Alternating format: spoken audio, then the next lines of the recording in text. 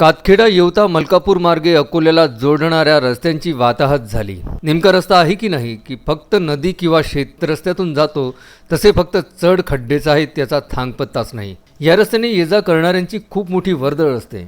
कारंजा, पिंजर, मोरगाव, बोरगाव खुर्द, कानशिवनी, टाकळी, पातूर, नंदापूर, देवळी, सुकळी, दोनद, राहीत, एरंडा, गोरवा आदी दूरच्या आणि जवळच्या गावांवरून याच मार्गाने येणे जाणे करावे लागते। यामध्ये अनेक सरकारी कर्मचारी, व्यावसायिक, विद्यार्थी, खाजगी नोकरी करणारे, व्यापारी या सर्वांचे अकोला ही मुख्य बाजारपेठ असल्याने येणे जाणे सुरूच असते। परंतु रस्त्याच्या या झालेल्या दुर्दशेने अनेकांच्या जीवावर बेतत आहे। अनेक नागरिक मोठमोठ्या खड्ड्यांमुळे गाडी स्लिप होऊन तर कोणी एकारीच्या साईड पलट्यावरून सरळ रस्त्याच्या खाली जाऊन पडतात। असे अनेक अपघात रोजच होत असून अनेकांना आपला जीव सुद्धा गमावावा लागला आहे। परंतु सार्वजनिक बांधकाम विभाग याकडे अजिबातही लक्ष देत नाही आणि लोकप्रतिनिधी सुद्धा यावर काही बोलत नाही। दरवर्षी थातून मातूर दुरुस्ती केल्याचे दाखवले जाते, फलक लावले जातात आणि ठेकेदार आपली लाखोंची बिलं उकळून मोकळे होतात।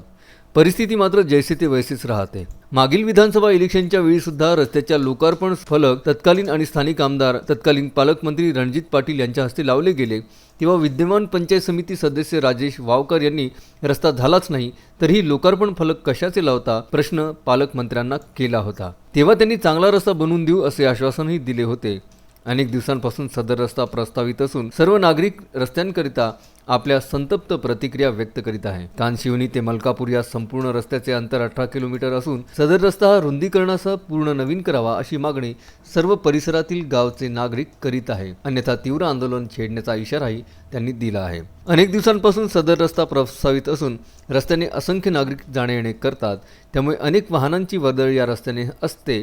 परंतु रस्त्याची दुरवस्था बघता आणि सार्वजनिक बांधकाम व जबाबदार लोकप्रतिनिधींच्या दुर्लक्षामुळे नागरिकांना जीव घेणा त्रास सोसावा लागत आहे। करिता सदर रस्ता रुंदीकरणासह संपूर्ण नवीन करण्यात यावा अशी मागणी सार्वजनिक बांधकाम विभागाला दिलेल्या एका निवेदनाद्वारे पंचायत समिती सदस्य राजेश वावकर यांनी केली आहे।